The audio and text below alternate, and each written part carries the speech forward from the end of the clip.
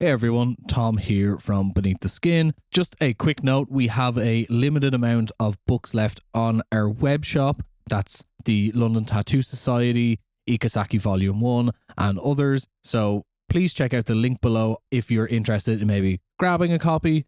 They're sent tracked both domestically and internationally. And as well, if you enjoyed this episode, maybe consider sharing it with a friend or checking out our Patreon where we post extra episodes that are early, as well as some fun other bits as well. Thank you very much, and let's get back to the episode.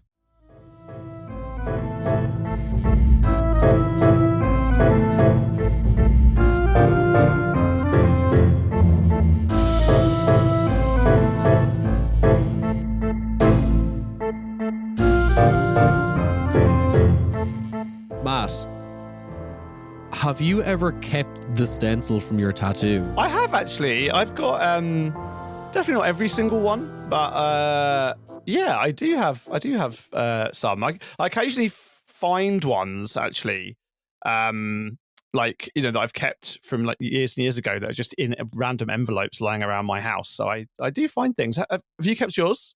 I have a few. I have one of my earlier ones on my forearm. I have it in a box somewhere. I also have like the stencil for my ceremony tattoo on the side of my leg. The pack your fist full of hate and take a swing at the world. Lovely. I did briefly consider whether I should keep like blood prints, like sort of dab blood prints, but I think probably I realized that was just more upkeep than I was willing to put in. Just cut out the bit of like your bed sheet that like your fucking tattoo plasma transfers to. Yeah, fucking fucking like Shroud of Turin style. Shroud of Lauder.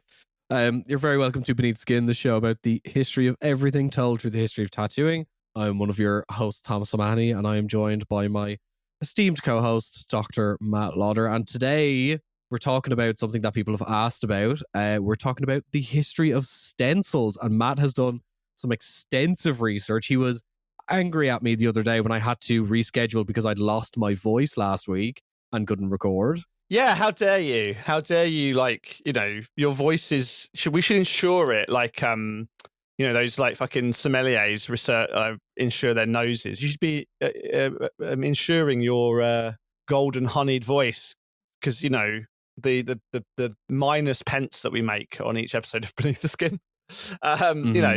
Well, listen, it's not honeyed. It has been described by reviews from other podcasts I'm on is shrill and annoying. Wow.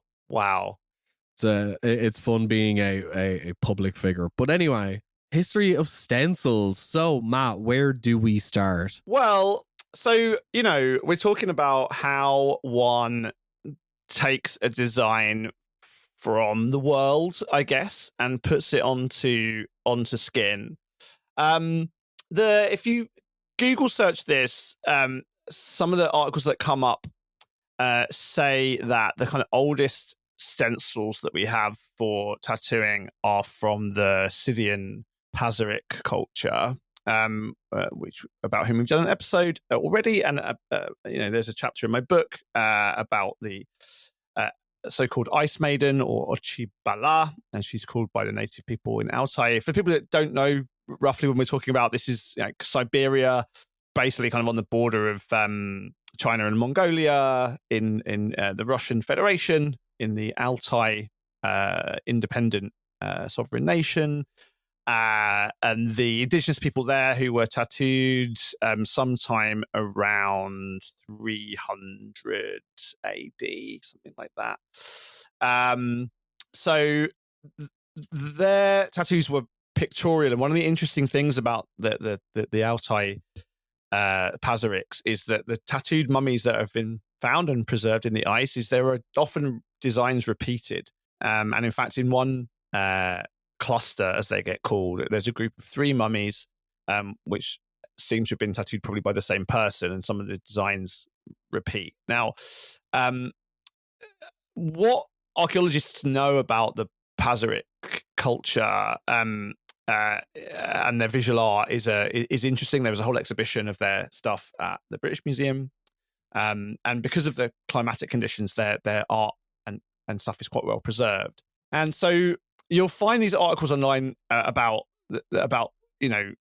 tattoo stencils, which are basically felt pads. At least is the argument. Now, I think this is probably correct insofar as, so these are basically designs that are or sort of sheets of felt which have designs almost kind of like carved into thick kind of horsehair or some other kind of textile felt into which designs are carved, and you can use them almost like a kind of sponge print. And there, a few of these have been found amongst the burial complexes, and they have been sort of understood actually as or read as like basically like sort of stamps that can be used to transfer designs onto the skin. My sense of these is I don't know. I mean, the thing about Scythian Paseric art, the Paserics are a subgroup of a broader group called the Scythians, is that there's a lot of iconographic continuity. Like a lot of the images are the same across different art making formats, from metalwork, leatherwork, and textiles. And so it's possible that these felt pads, these sheets with designs on them, are used for not for skin but for carving into leatherwork or making designs for sewing and things like that. So I don't know. I think it's possible. I don't think it's straightforward and universal that these are understood as tattoo stencils by archaeologists who write about this stuff. But that's basically what we're talking about. About 300 to 500 AD. These sort of printing pads, if you like. I think a more straightforward version of the story of where stencils come from, particularly if we're talking about modern tattooing, in the sense that I always sort of talk about, modern professional Western world, global North tattooing. I think we're looking at like woodblock carving, and woodblocks have been used for printing paper since the about 9th century in Japan. In Europe, we did a whole episode about woodblocks as well. If anyone wants more detail on that, but woodblock carving for paper is in Europe something that we date to about 1400. Although it didn't get taken up immediately in Europe because the woods that were being used weren't quite dense enough to properly transfer very close-knit detail. But basically, over the course of like the 15th and 16th centuries, we end up with woodblock printing technology for paper.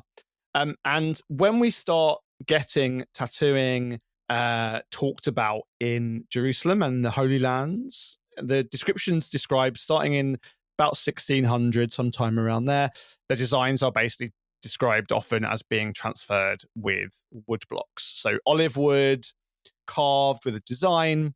I think some people, when they read about these stamps, imagine that it's like the stamp itself is like covered in ink and like slammed into the body to leave a mark.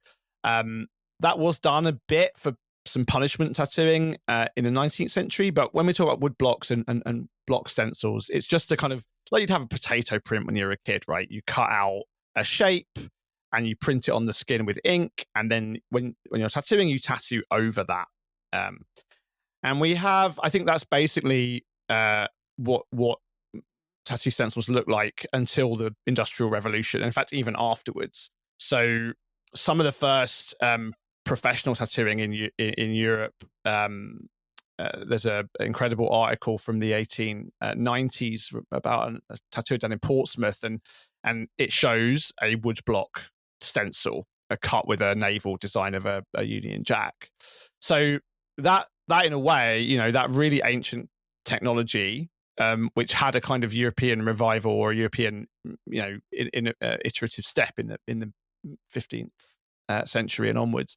Like that's really where we start. Really, if you're doing stenciled tattoos, that's where you're at, right? I mean, before that, and we'll talk about some other examples as well as we go through this episode. But like before that, tattooers are just by eye, either freehanding it with their needles on the skin, or they're drawing on the skin with a brush and ink. We're not, we haven't got felt tip pens or biros or anything. We're talking about ink brushes, usually painted onto the skin by eye, or even if copied from a print original or a paper drawn original, and then tattooing over that manually. So we're at the kind of late 19th century, moving into the early 20th century. Even I think it's worth mentioning at this time that like the level of availability for like commercial grade paper wasn't even exactly that widespread. Well, so modern reproduction techniques, all of which, or many of which, were used for tattoo transfer purposes, really are a kind of, a result of the needs of industrialization. So as you get factories, as you get, kind of, mass education, as you get kind of, more modern kind of legal and constitutional systems, like the need to, and as populations grow and urbanization happens all over the world, the need to grow or need to reproduce documents basically outpace the speed at which individual documents could be copied by hand, right? So there's a huge period of innovation starting in about 1800 with modern reproduction techniques, right? And there's a variety of ways of doing them, some of which we'll talk about: mechanical, chemical, like photographic later on. Like there are ways to make copies of things, like destructive, mimeographic, so making like physical stencils. All of these are, some of them have sort of more ancient versions, of course, like, there was kind of ancient copying that wasn't, sort of quasi-manual to some degree, but like, really, really what we're talking, because we can think about things like lithography and the various techniques that were, have pre-industrial iterations or versions. But basically what we're talking about is capitalism. 19th century industrial capitalism requires documents, actually, in particular, to be copied and at scale. And so there becomes a kind of commercial ability to push to do that. And also, actually, there's this kind of increased and one of the most important innovations in this space actually happens by accident, which we'll talk about. It's one of the most famous kind of like accidents in the history of industrial chemistry, is the creation of aniline purple, which is used still to this day in tattoo transferring. But this is also happening with innovations in chemical technology and various other things. So we talk about tattooing being a kind of product of its time, of course, like any art form. But aside from the cultural push factors that make tattooing a business in the 19th century, it's also true that alongside the electrification of machines, the technology to reproduce images and to transfer images fairly faithfully from paper onto skin, which comes out of chemical and industrial processes like that's also one of the reasons why tattooing can become such a business at the end of the 19th century. But I suppose two things that we should mention, both occurring in the 19th century, is both the invention of the calotype and the daguerreotype. The not necessarily directly influencing tattooing, but it is the first evidence of the process of replication through a chemical process on a piece of paper. Yeah. Although obviously tattooers aren't doing those things, right? You have not without another step. Like, I think tattoo transferring is much closer to, weirdly, actually, still in some senses closer to that woodblock potato cut style of printing than photostatic or some photo technologies, although there is some of that. I mean, I guess maybe we can start, right, like as we often must do, with our boy Sutherland MacDonald. And I was really struck by this. And I think it's a good kind of way into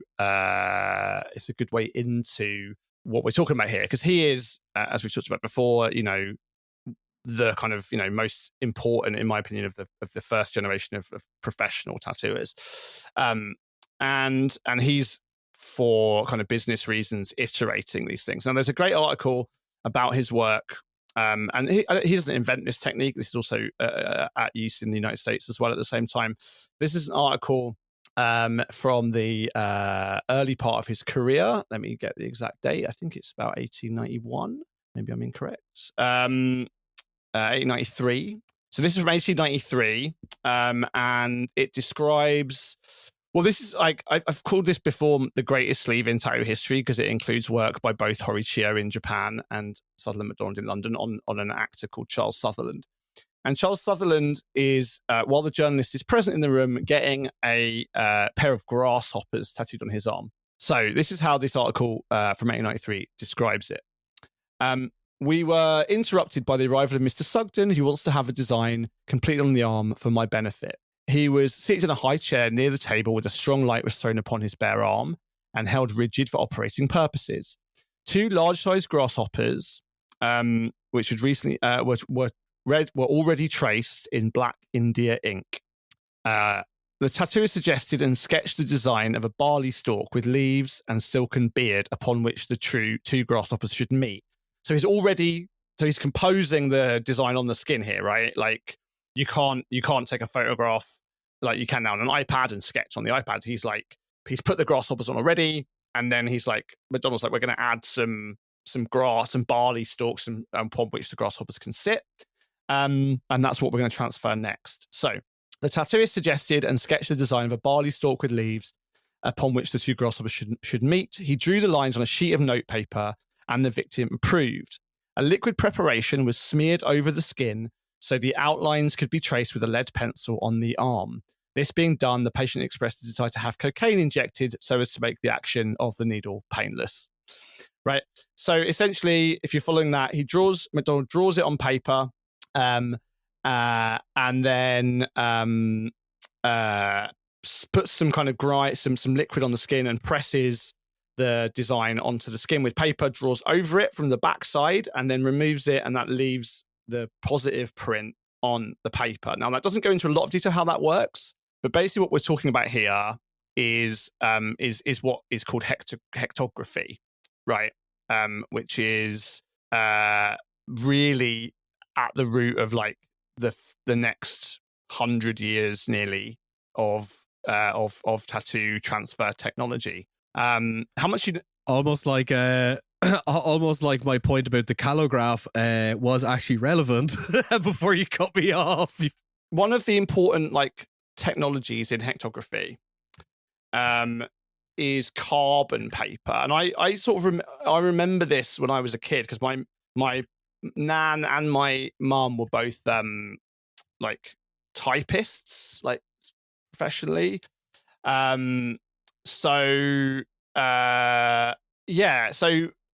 it's not quite so color typing, if people don't know that, right? Color typing is a camera process with silver and stuff and photography.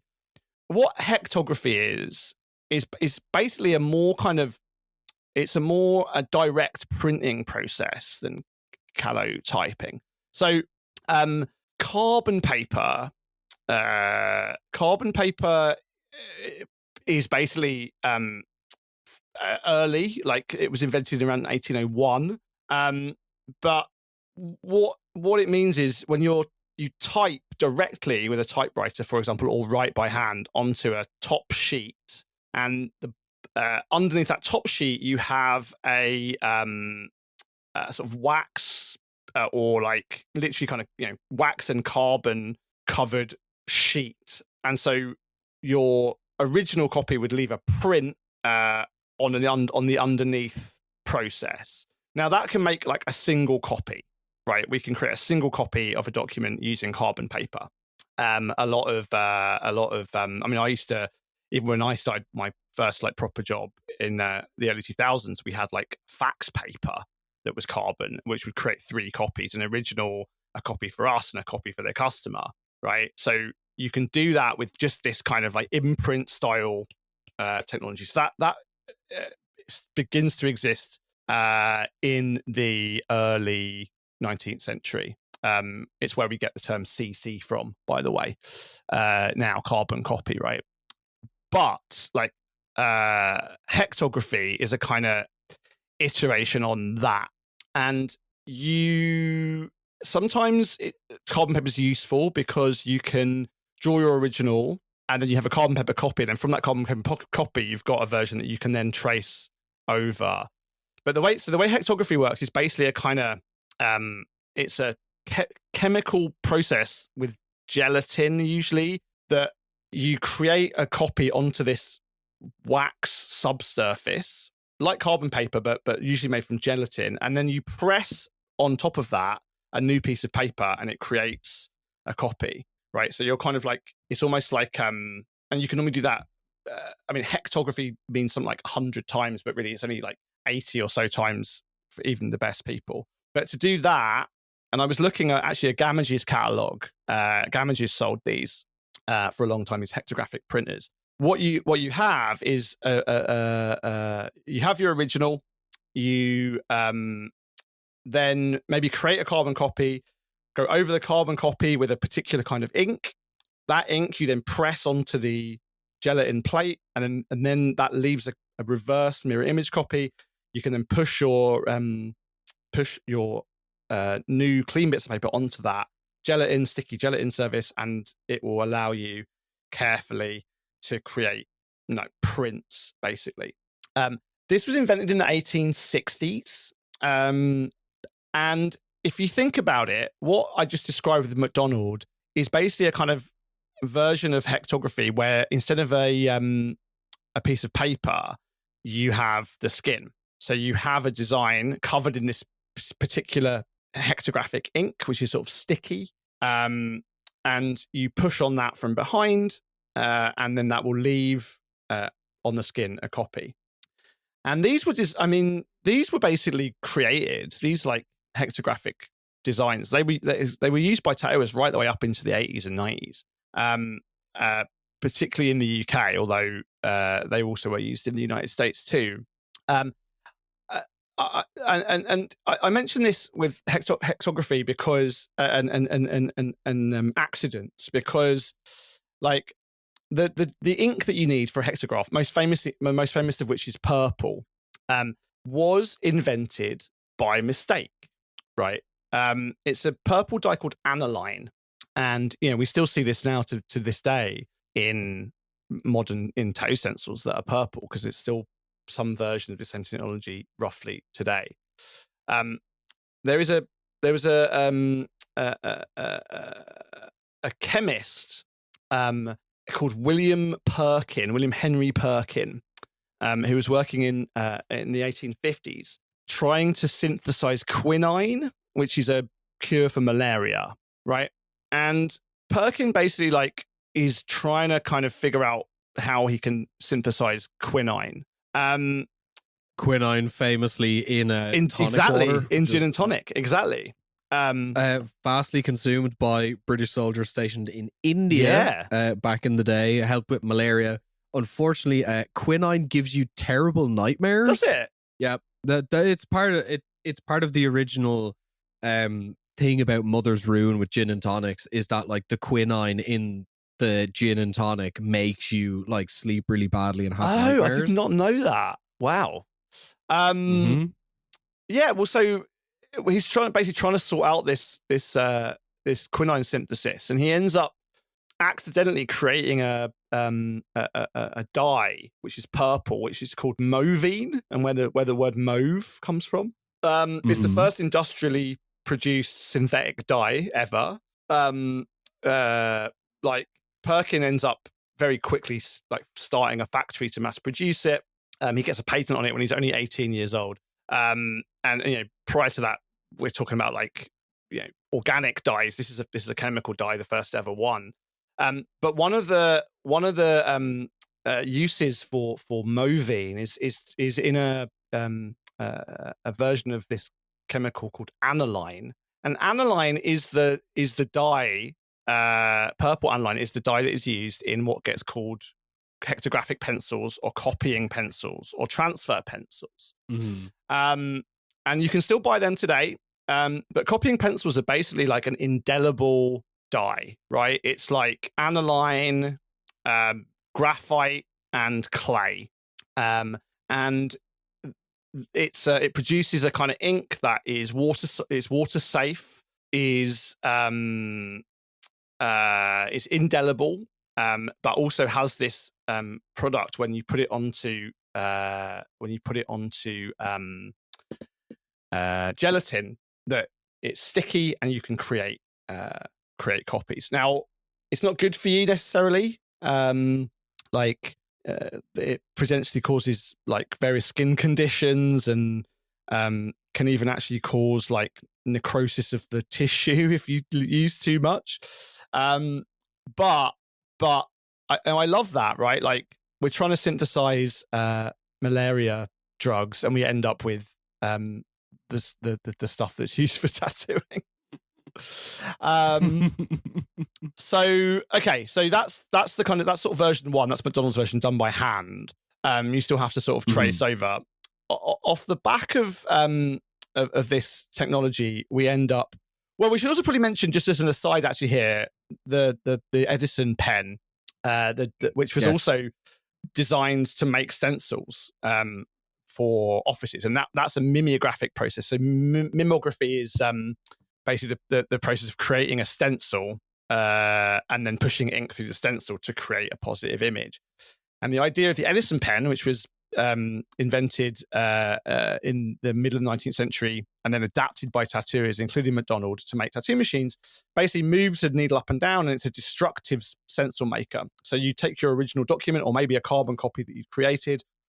You could then go over that with a oscillating needle, which would basically cut or pierce or perforate a stencil, and then you could use that with an ink roller to create copies. So even the tattoo machine itself has its roots in the making of copying technology. But and that, by most descriptions, is how the first generation of tattooers were working. They were using these copying pencils and either making copies on paper and then transferring them, or probably just actually skipping out the gelatin step entirely, just getting a piece of paper, going over it with a copying pencil, and then rather than pressing it onto graphite, onto gelatin, pressing it straight onto the skin.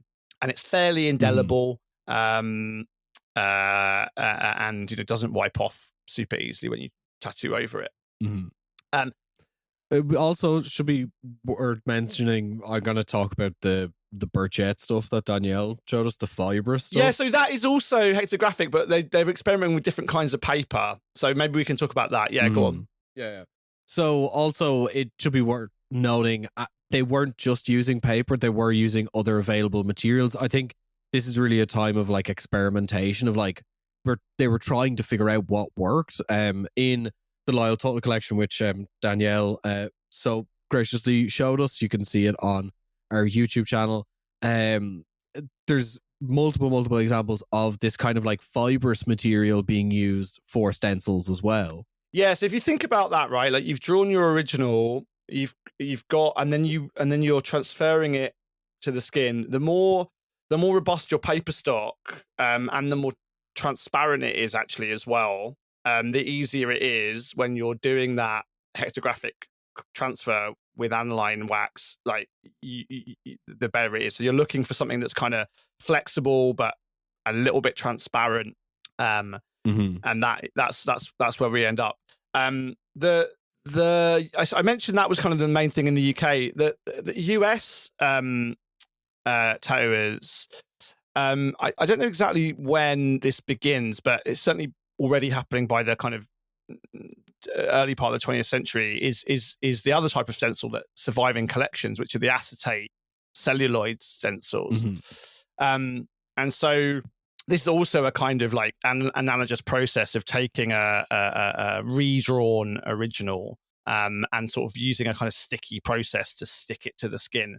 And the way that those work is you take a piece of acetate, thick celluloid, and you carve into it with a what's called a pin vise sometimes, or a set of compasses, or a knife, or a needle, a copy of the design. You can obviously put clear acetate over a piece of paper, scribe over the acetate, leaving a indentation. You can then fill that in. Once again, quite similar to the woodcut designs that we it's almost like sort of inverse of a woodcut, right? Because you end up with cuts with concave cuts rather than convex ones. You fill that with a kind of usually a graphite powder or some kind of ink powder pigment, and then you, using Vaseline or some kind of sticky substance, press that onto the skin such that the acetate, the powder, the graphite, the pigment sticks to the skin. Now that's much less stable on the skin, but the benefit of that process is that specific stencil is reusable basically indefinitely, which is not the case for those hecto stencils that can only be used a few times, if more than once. So there's a kind of cost benefit analysis there with the stencil cutting. And also it saves time if you have to cut a stencil once, whereas a hecto print you have to redraw every time or every couple of times you want to use the same one, right? Yeah, great anecdote from Chuck Eldridge on the Tattoo Archive website of that. He still has a callus on his left hand from cutting stencils in the 1970s. Really? Yeah. That makes. I mean, yeah. So, the other version of this, I mean, is and even in this period of when McDonald's working, both amateur tattooers, so in Purdy's How to Tattoo Guide, and in an article describing how, for example, Alfred South was working, a lot of this copying was done by eye. So yes, you'd have a drawn original, but you would then by eye paint a copy using an ink brush onto the skin. And I think, for example, in Japan, I'm sure that was probably how a lot of those designs were done. They were free-handed, if you like, or copied from print sources by hand. So this is how this is described on by South. Design, whatever may have been decided upon, and it's hardly necessary to settle upon this point once and for all, because nothing can efface the needle's touch when the pigments are beneath the skin, is first traced on the skin with a camel hair brush dipped in Chinese ink, whilst corrections and improvements can readily be effected. So even in this period, tattooers like South, who is professional, or Purdy, whose How to Tattoo Guide is for amateurs, describe that something like that. You're looking at the designs, but you're redrawing basically by hand. And actually, Terry Manton was telling me the other day that some of the tattooers that he writes about up in Scotland, Prince Eugene amongst them, would just look at the original, and they'd drawn the same design so many times it was almost muscle memory, right? Like you could kind of resize on the fly a swallow or a rose just by eye. However, right, so that's kind of the probably first 20 or 30 years of modern tattooing. Then though, we have the next step, which is like, okay, you've got your manual reproduction of originals. Can we do that mechanically? Like, is there a way that we can create these hectographic stencils with some kind of mechanical process? And but before we go on, this is a very, very good anecdote once again from Chuck Eldridge, that while most tattoo artists bought celluloid acetate, some tattoo artists would get cellulose nitrate, which is extremely flammable and potentially dangerous. A 1940s article in a Portland, Oregon paper credited a minor fire at George Fostick's shop to nitrate stencils. The article read, "The explosive nature of celluloid stencils in Sailor George's tattoo shop, 319 Burnside Street, tied up with heavy 5 o'clock traffic Wednesday evening while firemen bustled to put out the flames. George Fostick, proprietor, said he was sitting in his small booth when he first saw a puff of smoke and then the stencils burning." Wow, that's amazing. This is, once again, this is why it's good that you can't smoke in tattoo shops anymore. Wow. Yeah, okay. So the next thing I was going to come on to is what's called the spirit duplicator, which is basically a way of like automating this creation of copies. So he talks about carbon paper allowing you to create one copy. Well, what if there was a way to sort of use that to make multiple copies? And actually, the spirit duplicator is a machine that they also sold actually at Gamages, I think, that allows you to make multiple copies of the same original. So it was invented in the 1920s in the United States by the Ditto Corporation, and you have, like with carbon paper, a kind of 2-sheet system. Rather than carbon, you've got, however, a kind of coloured wax, which is made from this aniline purple, which we just talked about, right? So rather than just having it on a pencil, you've got it on a whole sheet of paper. And essentially, the spirit duplicator works using particular paper that's impregnated with a solvent or an alcohol. You can then, and you run that through, and the solvent on the paper dislodges some of the wax, so you end up with a copy of it, and you end up basically with a system where you can make 40 or 50 copies, and a lot of like fanzines, a lot of like school newsletters, things like that were made using that process. If anyone archiving here finds old kind of purple copies of things, that this is the process. And spirit duplicators is, again, in some senses, sort of the progenitor of what's used today in, like, we'll come to these, but like modern thermofaxes and things. But basically, in principle, it's taking that manual process of the aniline wax copying pencil, the hectograph, and making a machine that does it for you.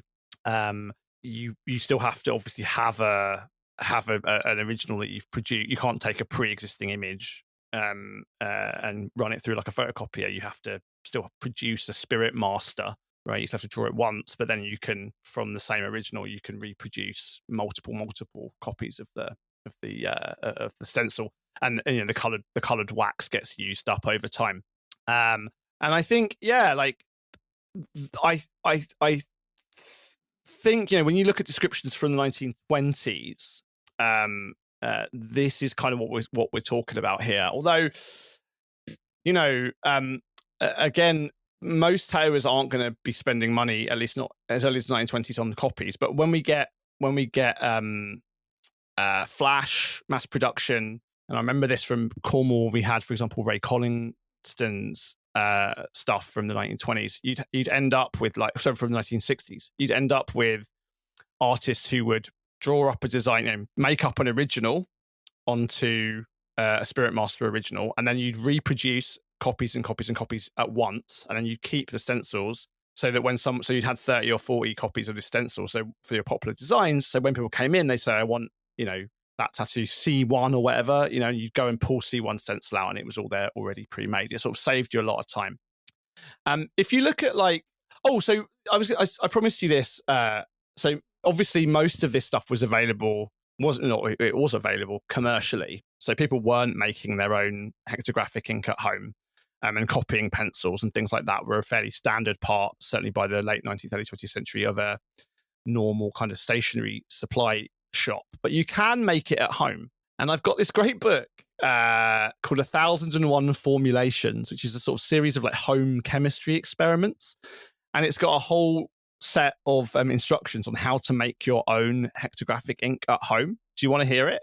Hit me. Okay. So this is sort of being sort of sold, at least, to chemistry students as a way of like putting nice pictures in their essays or their papers, like, rather than drawing them manually. It's a book aimed at chemists, not the general public. Hectographs are a copying process in which the writing or drawing to be copied is made on smooth paper in aniline ink, pressed on a slab coat with gelatin, to which part of the ink is thus transferred, and from which a number of duplicates can be made. Right. So to make this, number one, soak an ounce of fish glue in cold water. Drain off the water, put the softened glue into a double boiler and melt it, but do not bring it to a boil. Obtain 6 ounces of glycerin, warm it, and add the melted glue. Add a few drops of carbolic acid, mix thoroughly, and pour into your pan. A caramel pan is better. Or you can add 3 ounces of water to 1.5 ounces of white glue, heat in a double boiler, add 6 ounces of glycerin, pour into a pan. Or dissolve 4 ounces of gelatin, add 1 point of glycerin, pour in a double boiler, pour into your pan. And then, use nothing but unglazed paper. Use hectograph ink and a coarse stub. See that every stroke of the pen leaves a metallic luster when dry. When the ink is dry, lay the face of the sheet you've written down. Press gently over the whole surface. For the impression made, produce all copies desired. In order to make hectographic ink, you can buy it, but if you want to make it yourself, ask the druggist for the following: 1 dram of purple aniline in 1 ounce of water. The hectograph solves the supplemental question. Each teacher or anyone who desires a number of copies of a text can prepare as many copies as needed for a small cost. You can also essentially like go really hardcore, and like there's a whole nother page of like how to like make whole bottles worth using brown sugar and barium sulfate. But like, so I think if anyone wants like old school tattooing, if anyone's really serious about, old school tattooing, make your own fucking hectograph process from fish glue. Yeah, so everyone who says like, "Oh, make tattooing great again, let's go back to tradition." If you don't have a barrel of fish glue out the back of your shop, I want you to be quiet. So, as I said, in the 20s, this is really the sort of standard process, and it continues through to the sort of 70s or 80s at least. Joseph Hartley, a tattoo supplier in England in the 20s and 30s, says how to make transfers. And he would sell, in fact, like pre-made hectos, so ones that are already sticky, so you didn't have to make them yourself. Or for a bit cheaper, you could buy the drawing that you could then trace over and make your own hectos at home. But here's what he says. So the beginner would find it difficult to draw upon the skin the designs he wishes to tattoo, unless he is very proficient at freehand drawing. And as everyone is not capable of doing this, another means of transferring or printing the design with the skin will be found more accurate and quicker. This is how transfers are made. Procure some tracing paper, cut a piece the size of the design, lay it upon the design you wish to copy, go over the lines that can be seen through the paper with pencil or ink, and when finished, remove the tracing paper on which you've now drawn. Place this design downwards upon a sheet of white paper and go over the design again with copying ink pencil, or if a lot of copies are wanted, with hectographic ink, which enable the beginner to get 10 copies from the skin. When dry, transfer to the skin. Basically, shave the skin, moisten it down, stick it on. And that just shows how stable I think this particular process is. It's stable for probably 40, 50 years at least, until we get modern, we've got spirit duplicators, but then we get modern, essentially, thermofaxes. And thermofaxes is basically, going back to your calotype example, sort of an iteration of calotypography or of photography. It was invented in the 1950s. And the benefit to it, really, for offices and I guess for tattoo shops too, is that it didn't require loads of like sticky chemicals and stuff like that. It was a sort of dry process, basically.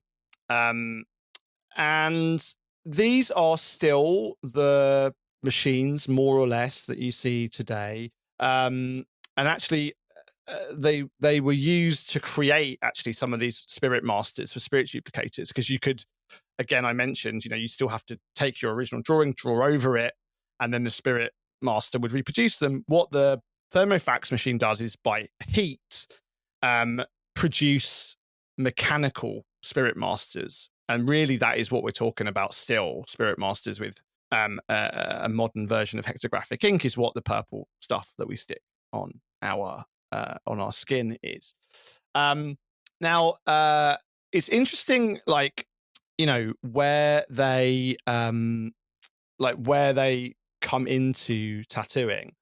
And Lionel Titchener of the British Tattoo Club has something to say about this. I haven't I don't know I haven't been able to sort of substantiate it, but it's his kind of claim, and I have no reason to doubt it.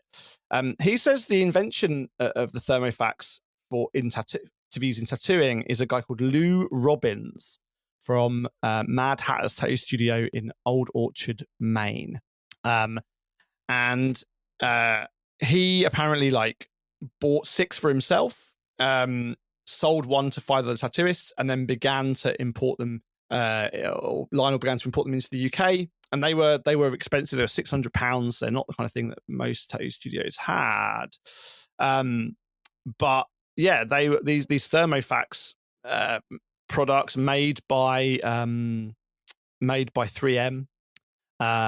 basically was almost the last step, right, in taking a mechanical or taking an image that was existing and would copy it onto the Spirit Master for transfer onto the skin.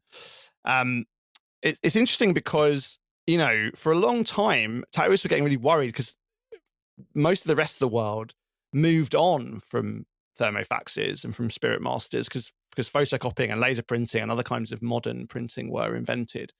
And so for a long time, you couldn't buy spares for thermofaxes. You couldn't get thermofaxes. For a lot of other processes other than tattooing, it's not that good. The paper is like not particularly archival. Like it's expensive. It's hot. It's really not great for most purposes other than tattooing. Although it's still used apparently for like some transfer style technologies, like in textiles. So some textile manufacturers or textile crafters use it. But of course, like it really is still the best and only way to make good tattoo stencils. And so I think really, again, I don't know the exact date, but really only in the last couple of decades with the rise of the modern tattoo industry, did tattoo companies begin to make their own of these. Lionel puts this at into the 90s, and you know, with particular tattoo marketing of this stuff beginning a little bit earlier into the 70s and 80s, but really, like, you know, it really being something into the 90s and 2000s that it really kind of, you know, kicks in. And I think now, you know, I think there was a while in my, you know, tattoo lifetime where the tattooists were really worrying about what they were going to do because 3M and the other companies weren't making commercial thermofaxes because no one else needed them. And, you know, how were we going to do this? The bulbs were getting mad expensive. Like, you know, it was crazy. I don't know when or even if the trademarks run out, but it's certainly the case now that you can buy quite straightforwardly commercial thermofax machines. And this is where I come in with my knowledge about the present. Yeah, so we've buried the lead a bit. We buried the lead a bit because you wanted to talk about the modern stuff. Yeah. Yeah. So in the modern stuff, it's kind of everyone is essentially trying to figure out a way to make stencils more modern. As we've said throughout this entire episode, or well, you've said, is the technology underpinning tattoo stencils is old. Like there hasn't been that much innovation at all. Yeah, I mean, really, other than the kind of, you know, the sort of quasi-photographic process of the thermofax, the actual process of taking a design from paper and putting it on skin is really the same as the fucking day that the Victorians started doing it. You know, it's hexagraphic ink that adheres to a sticky surface. Like that really is it. Yeah. And I spotted this German business called Standstill. And what it seems to be is a biodegradable plastic that is just a sheet that you can put through a regular inkjet printer that is essentially a clear plastic stencil that stays on the skin and you tattoo through it. I remember seeing this when it first came on Instagram. Do you get a sense if people are using it, Tom? I don't. See, this is the hard thing, and especially with stuff that is on Instagram. it does seem like people are using it, but how widespread it is, I don't know. Like looking at the price of it, it's really expensive. Like 50 units, which is essentially 50 A4 sheets, and their special adhesive spray is £100. So it's kind of or a €100. So Sorry. it's kind of a sort of second skin style like polymer that you can print directly onto in a computer printer. Yeah, but it says on their website any commercially available printer, so any inkjet printer, and then it sticks, it and then the like, stencil sticks onto the skin, and then you don't remove it. You destructively tattoo over the stencil, and then you remove it at the end. So I can understand the application logic of it. It makes it easier to consistently be able to see the stencil. It seems like there's a lot of like dot work, a lot of mandalas being made with it. That sort of stuff could benefit from it. You know, stuff that has like lots of little finicky detail that you need to keep track of, which when you're using a traditional, I suppose, like thermofax style stencil, you can lose the lines as you're like wiping, as you're tattooing. But it's made from like medical grade PVA. I'm just like, microplastics. Well, that was when I first saw that and most of the comments underneath it when I saw it on Instagram are about like, this is obviously injecting whatever this polymer is into your skin along with the tattooing, and the company say it's safe, and I have no reason to doubt that. You know, I don't know enough about what it's made of or what the testing they've done, but let's assume that they're correct. But you know, we can't say otherwise that it isn't safe. But like on the other hand, it's like, how's that going to affect the color packing? Because you're taking up some space for ink particles and pigment with whatever material the stencil's made of. Like, is there long-term risk? I don't know. Again, the company say not, but like, I don't really understand why, like, why the benefits of this, you know, are over the standard technology which is being used for a long time. I mean, you know, aniline itself, and you know, modern transfer stuff is not kind of, you know, it is much more biocompatible than like just using raw aniline.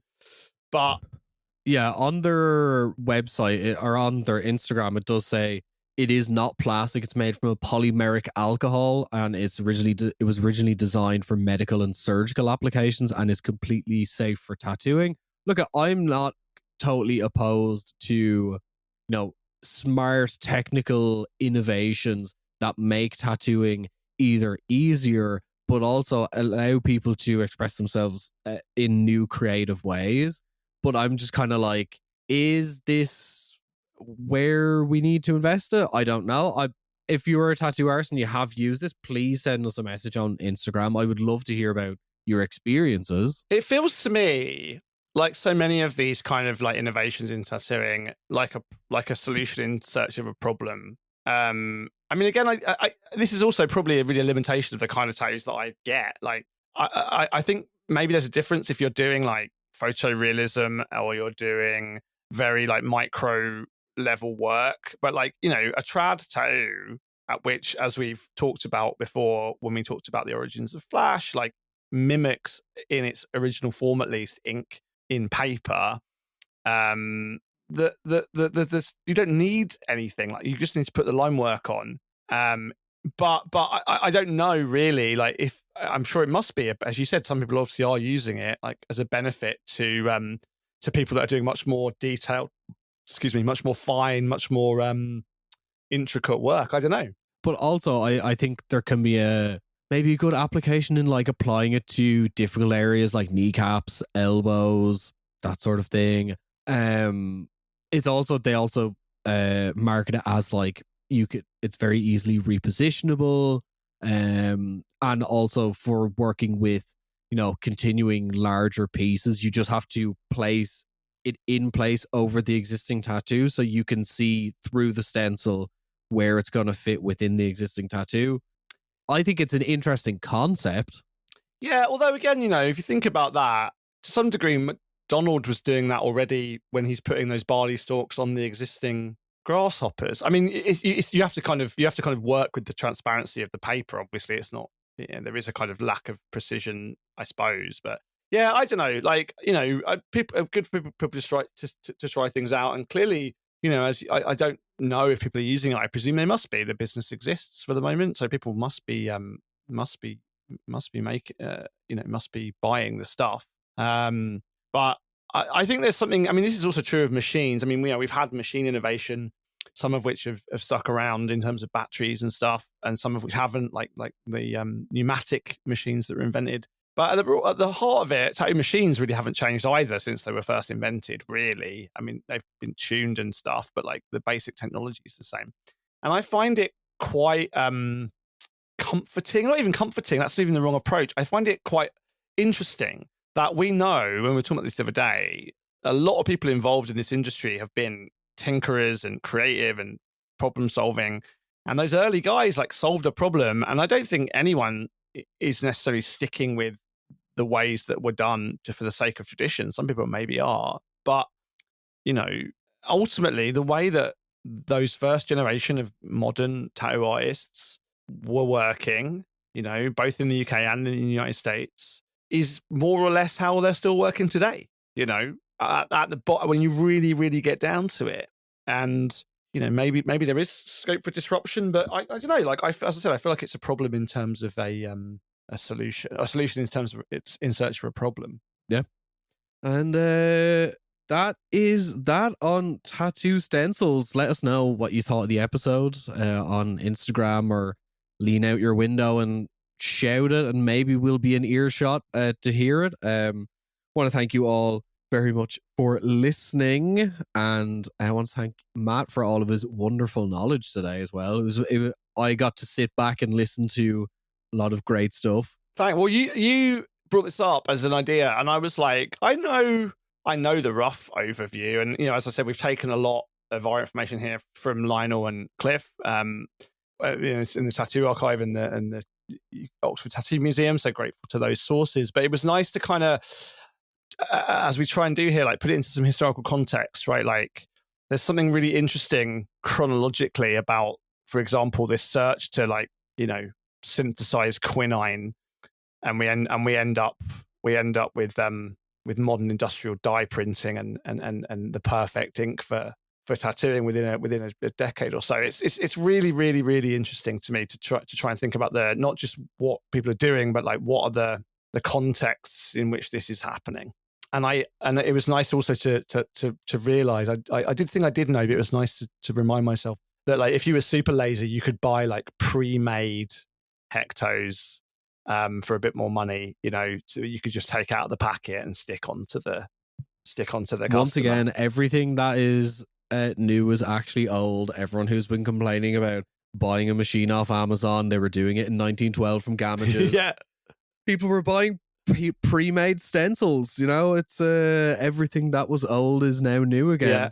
But with that, check us out on Patreon, patreon.com/Beneath the Skin. If you want to buy any books, you can do it at beneaththeskinshop.com. We have a handful of copies of Ikesaki left, and a very, very limited number of the London Tattoo Society book left. Check it out there. Thank you very much. Thanks to all everyone for listening. Thanks to you, Tom. I'm glad you're feeling better with your voice. And have a nice weekend, and we'll chat soon. Bye.